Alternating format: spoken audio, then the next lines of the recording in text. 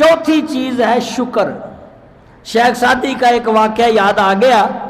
तो आप एक सफर में थे कूफा की तरफ शायद, तो उलमा बैठे हैं, मजलिस लगी है, शुक्र के बात हो रही है। तो शेख सादी भी बैठ गए। शुक्र पे आखिरी डिसीजन ये हुआ कि अल्लाह ताला दे दे शुक्र करो, ना दे तो सब्र करो। शेख सादी ने कहा, मैंने कहा मुझे भी थोड़ा सा बोलने का इजाजत दी जाए। जब इजाजत मिली, फरमाया तुम ये वसफ जो बयान कर रहे हो, मिले तो शुक्र, ना मिले तो सब्र। मेरे गांव के कुत्तों में ये आदत पाई जाती है, जब उनको मिलता है खुश होते हैं, शुक्र करते हैं, और जब नहीं मिलता सब्र करके लेट रहते हैं। कहा फिर आप बताओ। उन्होंने कहा मिले तो भी शुक्र करो, नहीं मिले तो भी शुक्र करो, यानी हर हाल में शुक्र। शाकिर बनो, शाकिर, शुक्र से नेमतें बढ़ती हैं।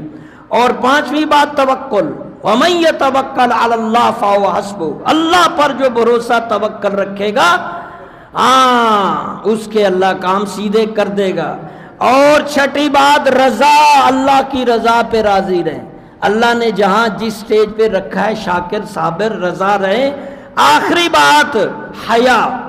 हया के बारे में नबी पाक सल्लल्लाहु अलैहि वसल्लम फरमाए, अल हयाउ मिनल ईमान, हया ईमान है। जिसने हया ना किया उसने कुछ नहीं किया, जिसमें हया नहीं उसका ईमान नहीं। यानी हर मामले में, बेहयाई में भी हया, बोलने में भी हया, रिस्पेक्ट देने में हया, देखने में हया, बैठने में हया, जिस्म से, रूह से, जान से, ज़ाहिर से, बातिन से हया टपकना चाहिए।